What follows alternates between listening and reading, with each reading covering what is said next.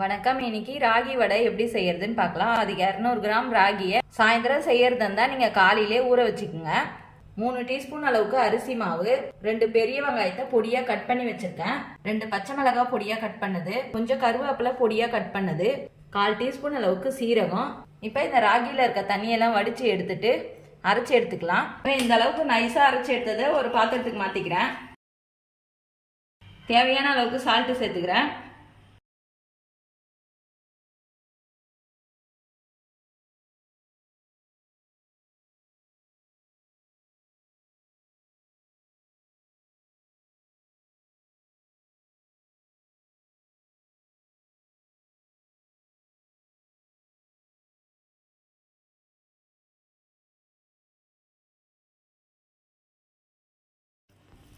இப்போ நல்லா பிசைஞ்சாச்சு. சின்ன சின்ன உருண்டையாக எடுத்து வடை தட்டி போட்டுக்கலாம்.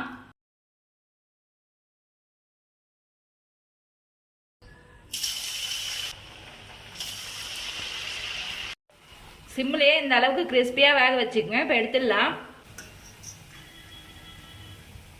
நீங்கள் இதில் முருங்கைக்கீரை கூட 2 கைப்பிடி அளவுக்கு சேர்த்துக்கலாம்.